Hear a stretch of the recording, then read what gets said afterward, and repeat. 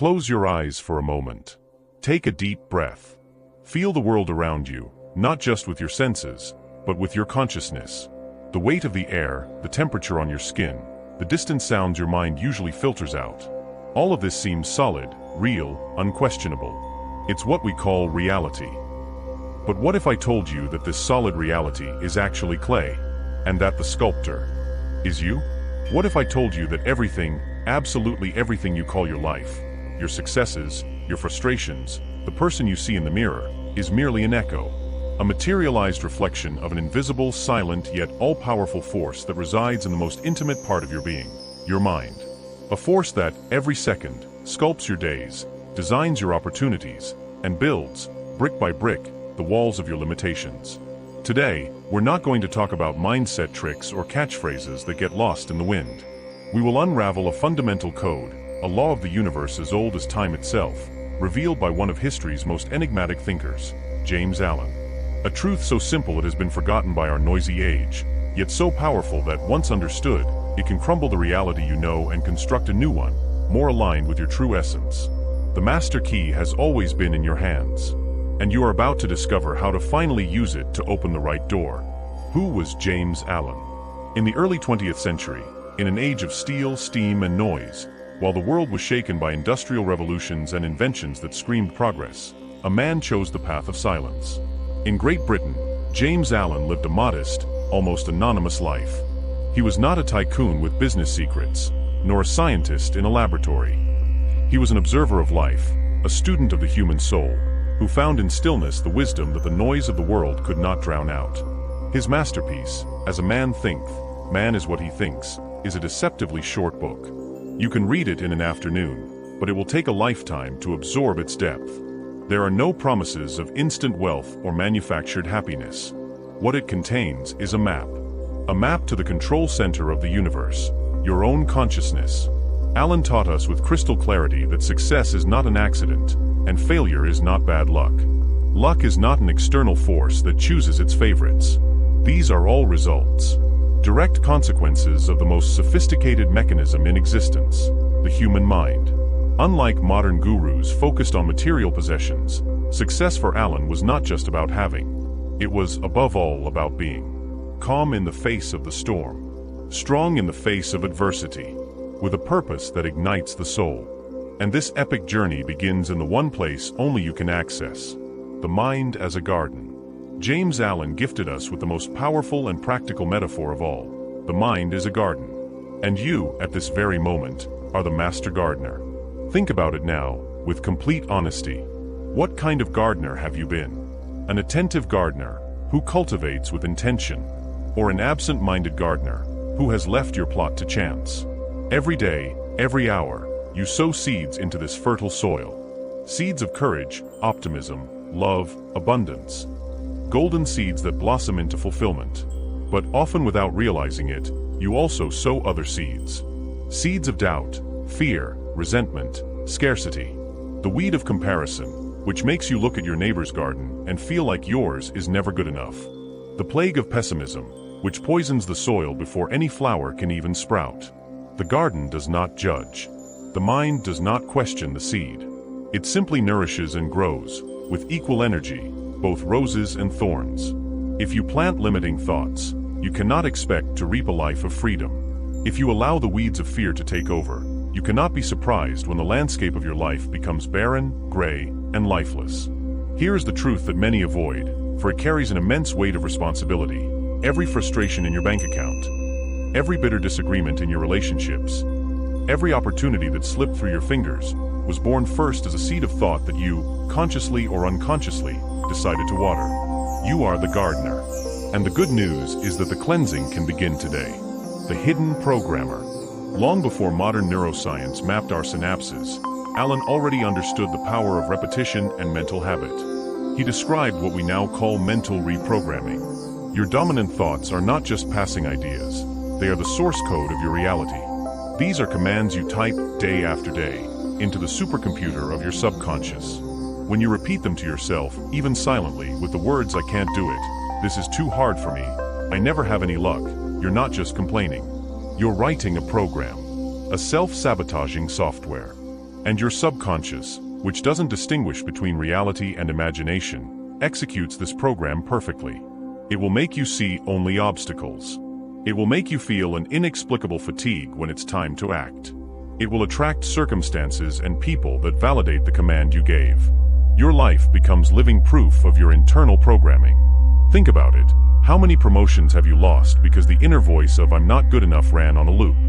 How many dreams have you shelved because the fear of failure program was stronger than the desire to try? That voice, that programmer, who is controlling it? If it's not you consciously, then it's running on autopilot, based on old beliefs and fears from the past. The time to take the keyboard is now. The architecture of wealth. James Allen was categorical. Poverty and wealth are, first and foremost, mental states. They are the external manifestation of an internal architectural design. A person living with a scarcity mindset constantly focuses their thoughts on lack, the fear of loss, and the injustice of the world. Their thoughts are financial weeds, suffocating any seed of prosperity. On the other hand, the mind that attracts and creates wealth isn't just lucky, it operates under a different design. A mental architecture based on solid pillars. The first pillar is focus on value. The poor mind asks, what can I gain? The prosperous mind asks, what value can I create? Wealth is always a consequence of delivering value. The second pillar is the belief in entitlement. Many of us have been programmed to believe that money is dirty or that we are not worthy of abundance. It's a mental virus that needs to be erased. You need to instill the belief that you deserve to reap the rewards of the value you generate. The third pillar is active gratitude. A mind that is grateful for what it already has makes room for more. Gratitude shifts your vibrational frequency from lack to abundance. It's not magical thinking, just sitting and visualizing. It's a deep alignment. When your mental architecture is one of value, worth, and gratitude, your actions, decisions, and energy align with this construct, and material reality inevitably begins to shape itself to this new blueprint. Invisible prisons. Imagine a lion born in a cage. He has never seen the savannah. The bars are all he knows. Over time, he stops testing them. He accepts that limited space as his world. Now, imagine that one day someone leaves the cage door open. What does the lion do? Most of the time, nothing. The cage is no longer made of iron, but of belief. The prison has become mental. This is the condition of many of us. Every limitation you experience is, at its core, self-imposed. We live inside invisible cages that we build ourselves, bar by bar, with every limiting thought we accept as truth. I'm too old for this, I have no talent, people like me can't do this. When you believe yourself small, your actions will be small. Your goals will be modest. Your voice will be quiet. The universe, like a faithful mirror, will only respond to this image, delivering a small reality that matches your belief. But the opposite is where your true life begins. When you dare to question the fences, when you dare to think a little bigger, when you cultivate self-confidence like the rarest and most precious plant in your garden, you don't change the world instantly. You change yourself. And by changing your energy, your actions, and your expectations, the world has no choice but to respond to this new version of you. The practical manual. So, how do you begin to demolish the cage and tend the garden?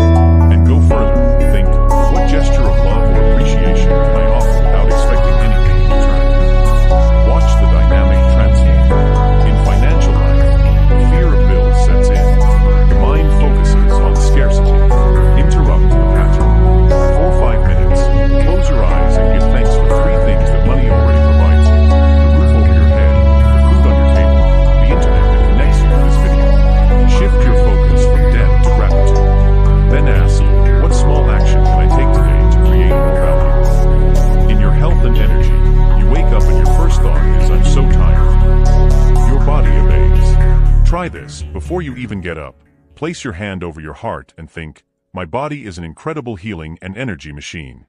Today, I choose to nourish it with good thoughts and good choices. Remember, thinking is not daydreaming on the couch. It's an act of focused direction. It's using your internal compass to guide your actions in the right direction. Thought is the rudder, but you still need to row. And here we reach the summit of the mountain, James Allen's final truth.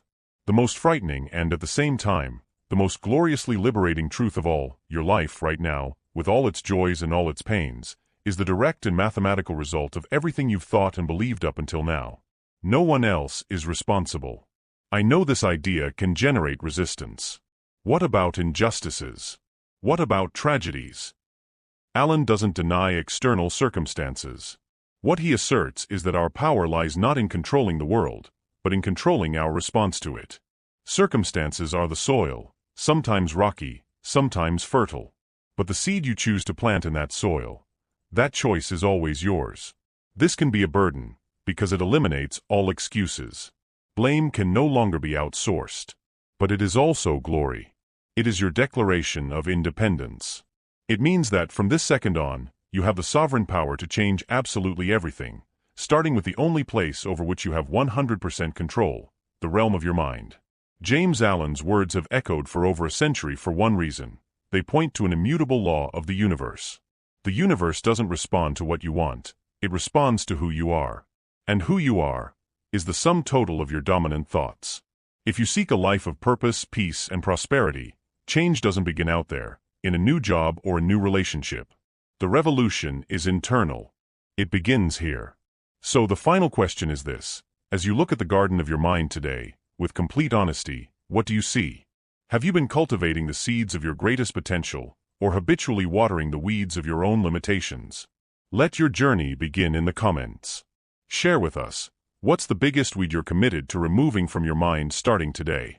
And what golden seed of thought will you plant in its place? Let's create a garden of transformation together. If this message resonated with you, join our community of mental architects. Subscribe to the Unstoppable Mentality channel, turn on notifications, and share this video. Because by helping to change one mind, we can truly begin to change the world.